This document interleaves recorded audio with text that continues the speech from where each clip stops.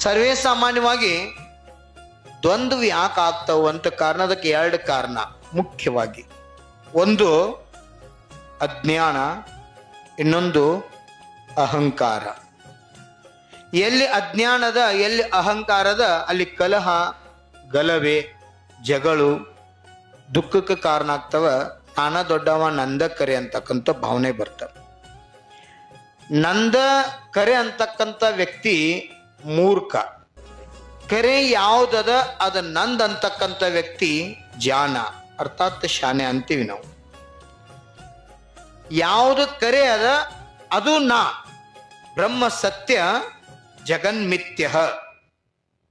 ಯಾವುದು ಕಣ್ಣಿಗೆ ಕಾಣೋದಿಲ್ಲ, ಯಾವುದು ಶಾಶ್ವತದ, ಯಾವುದು ಅವಿನಾಶಿ ಅದ, ಯಾವುದು ಇರೋದ್ರಿಂದ ಈ ಪ್ರಪಂಚ ನಾವು ನೋಡ್ತಾ ಇದ್ದೀವಿ, ಪ್ರಪಂಚವನ್ನ ಕಾಣ್ತಾ ಇದ್ದೀವಿ, ನಮ್ಮ ಜೀವನವನ್ನ ಅನುಭವಿಸ್ತಾ ಇದ್ದೀವಿ. ಆ ಚೈತನ್ಯ ಅಸ್ತಿತ್ವ ಆತ್ಮನ ಪರಿಚಯ ಇರದೇ ಇದ್ರ ನನ್ನಂತ ಮೂರ್ಖ ಈ ಪ್ರಪಂಚದಾಗ ಯಾರಿಲ್ಲ, ನನ್ನ ಸಂಸಾರ ಅನಂತ ಐತಿ ಅಂತ. ಮತ್ತೆ ಯಾವ ಜೀವಾತ್ಮ ತನ್ನ ಆತ್ಮನ ಅರಿವು ಮಾಡ್ಕೊಂಡಾನ, ಚೈತನ್ಯ ಅಸ್ತಿತ್ವ ತಿಳ್ಕೊಂಡಾನ, ಧರ್ಮಮಯ ಜೀವನವನ್ನು ನಡೆಸ್ತಾ ಇದ್ದಾನ, ಆ ಜೀವಾತ್ಮ ನಿಜವಾದ ಅರ್ಥದಾಗ ಧರ್ಮಾತ್ಮ ಅನ್ಸ್ಕೊತಾನ. ಇವತ್ತಿನ ಧರ್ಮಾತ್ಮ, ನಾಳಿನ ಮಹಾತ್ಮ, ಭವಿಷ್ಯದಾಗಿನ ಪರಮಾತ್ಮ.